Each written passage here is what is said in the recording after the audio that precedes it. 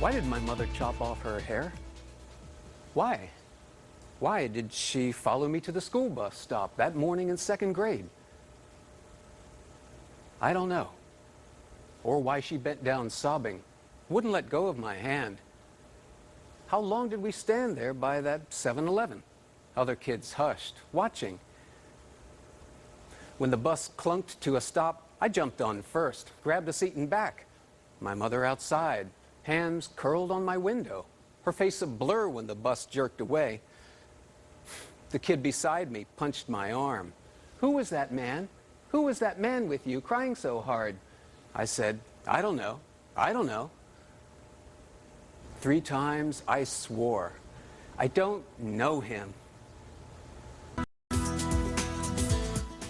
NPR says Michael Mack's one-man play, quote, will truly resonate with those who know that awful place where insanity and love collide. The show is called Hearing Voices, Speaking in Tongues, and it's being performed at Yale University this Thursday evening. Got a little preview of it a little earlier. Here to tell us more about it is Michael Mack, and also from New Haven's Fellowship Place, Mary Guerrero. Welcome to both of you. Thank you for being here. Thanks so much for having us. And thank you for giving us that preview at the top of the show.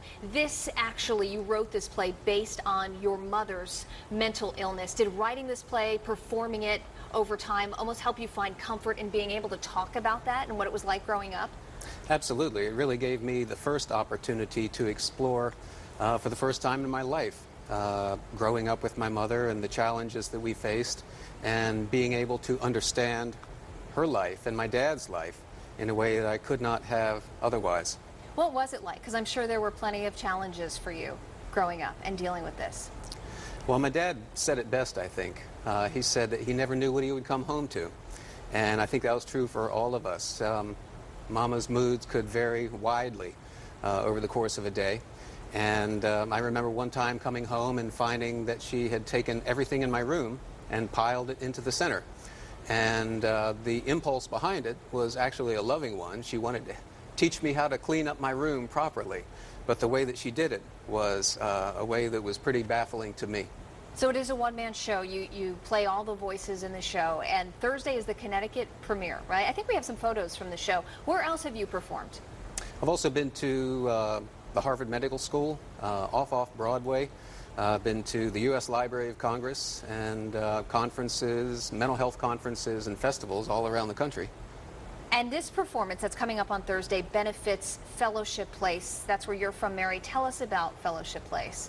Fellowship Place provides a very comprehensive and eclectic array of services for people who suffer from serious mental illnesses. A large number of the people that we serve suffer from schizophrenia, which is what Michael's mom had.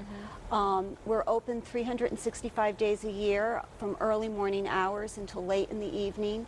And if you come into our campus at any time of the day, you will find people hanging out, having meals. We offer 3 meals a day, participating in an art group or a music group, perhaps a counseling session, group therapy.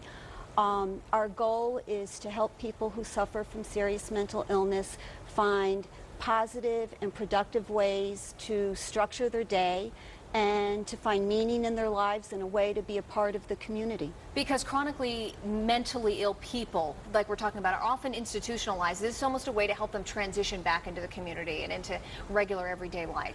Up until about probably 25 or 30 years ago, people who suffered from something like schizophrenia oftentimes spent 5, 10, 15 years of their lives in hospitals on a back ward. And now, because of what we've learned in terms of a better way of treating people who are mentally ill and advances that we've made in medication, people who suffer from serious mental illnesses can be a part of the community and can find ways to give back to the community. One of the big programs that we have at Fellowship Place is a job training program. So we actually start off people with internships on our campus where they may be working in our clerical department or in our kitchen or in our maintenance department. They get some skills, they build up their confidence, and then they use those internships to move on to jobs in the community. So unlike the stereotypes that we have of people with mental illness that makes people think that they can't be productive, that they can't work. I think that we've shown at Fellowship Place that mental illness does not have to be a death sentence, that people can have very positive, very productive lives. Well, Michael, what kind of reception have you gotten from this show so far? Well, I'm pleased to say that the reception I've gotten, beginning with my family and then moving out into the world, has been very positive. And I feel as though, especially among people with mental illness, that the reception has been very open and welcoming.